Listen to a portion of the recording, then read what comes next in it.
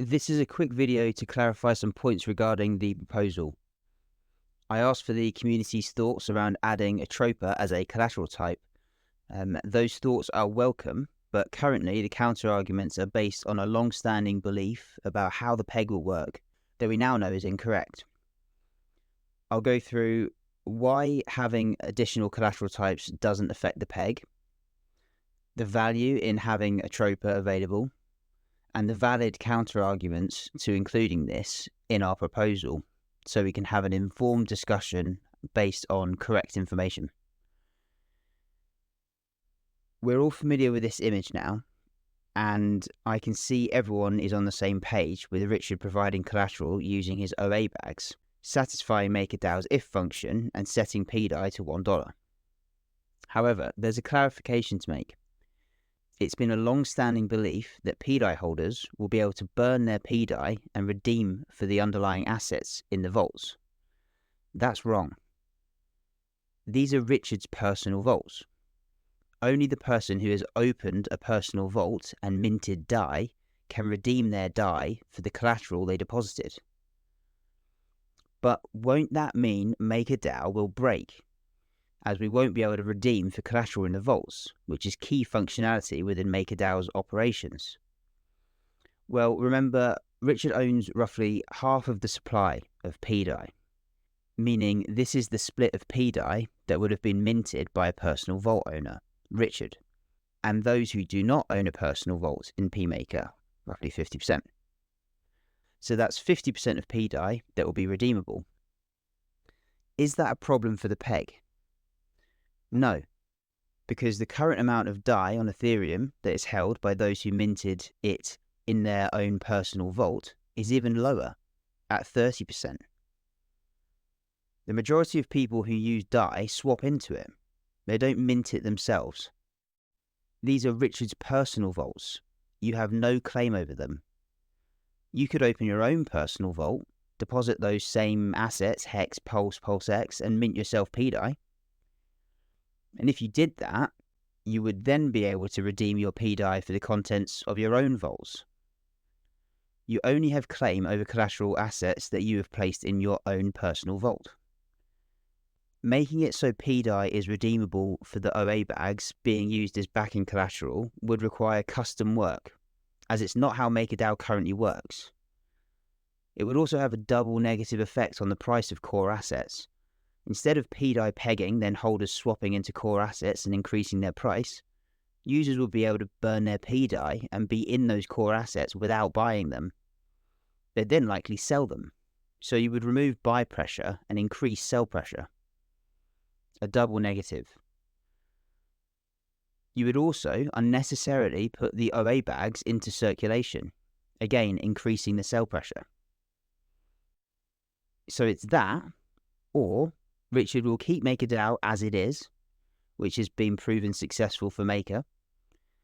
He could create high buy pressure on the Pulse ecosystem and keep the OA bags out of circulation. So, when Richard moves his OA bags into the vaults, they would mint extra pDAI, which would increase the supply, resulting in the over-collateralization ratio remaining too low, and pDAI wouldn't peg. So to ensure pDAI does peg, we are proposing a pause on the minting function with these assets, meaning the pDAI supply will remain the same, and the collateral will increase to register as over-collateralized, and pDAI will be $1. But there are multiple collateral types already available in pMaker, two of which are Pulse-wrapped Bitcoin and Pulse-wrapped Ethereum. Individuals can open personal vaults and mint pDAI from those assets. To do so, they would need to deposit those assets at a minimum of 150% collateral ratio. Those additional existing collateral types don't affect the peg, as whilst the supply of pDAI increases, of course, the collateral has increased. If individuals who opened those vaults in those assets got liquidated, pMaker would work just as normal with its liquidation process kicking in. The peg will remain unaffected. So is having additional collateral types a bad thing? Well, first of all, having additional collateral types doesn't affect the peg, as individuals will open their own vault and follow the established processes of MakerDAO. Secondly, it creates a diverse mix of collateral, which is beneficial so there isn't over-dependence on any one asset. One of pDAI's disastrous DPEGs, which averaged a 6% lower price for 2 days, was the result of having nearly half of its collateral in one asset, USDC. Finally, it also creates additional buying power, which brings us onto the value in having Atropa available as a collateral type. Just how pulse-wrapped Bitcoin and pulse-wrapped Ethereum already exist as options to mint pDAI, Atropa could be added. Atropa has by far the largest liquidity pool with pDAI, by billions of dollars. It's over 23 times larger than its next pool. It's the best route into another coin at the time of the peg. If Atropa was an accepted collateral type, pDAI holders would easily be able to swap into Atropa at the time of the peg, then mint themselves more pDAI. This is an example looking at the collective impact this would have. $2 billion worth of Atropa would mint roughly 1.3 billion pDAI, which we could then use to buy more Atropa and core coins, increasing the price of those assets, which would increase the value of the collateral in the vaults, meaning more pDAI can be minted, which could then be used to buy more of those assets, which would increase their price and therefore the value of the collateral in the vaults. And we can keep doing this. So you see, adding Atropa, due to how large the liquidity pool is, would provide the community with their own money printer. Saying this idea has no benefit, risks the peg, and is a terrible idea in general is irrational, illogical, and ultimately incorrect. But there are valid arguments against adding Atropa as a collateral type in our proposal.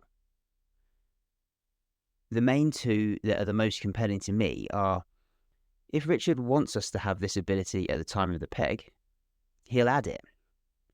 He doesn't need our proposal to do anything. Ultimately, we're speculating that the community putting forward a proposal to peg is part of what he would like to complete this beautiful plan in true decentralized fashion. And the second is that one proposal that focuses solely on the peg is cleaner, purer, and may even appeal to more investors sat in PulseChain's core assets. And after all this, I think I'm actually erring more on that side of things. I suggest we focus on our peg proposal. If Richard does want us to have this ability, he will just add it. I think it's been a good discussion that's led to us understanding MakerDAO further, as well as realizing the opportunities to leverage the vaults post-peg. And we are ever closer to the peg. Today, I got onto the private testnet of pMaker, and it's looking good. There's still work to be done, and we don't want to give a timeline yet as we keep running into things. But it's not far away now. Soon, we make history and play our part in establishing the world's only truly decentralized currency.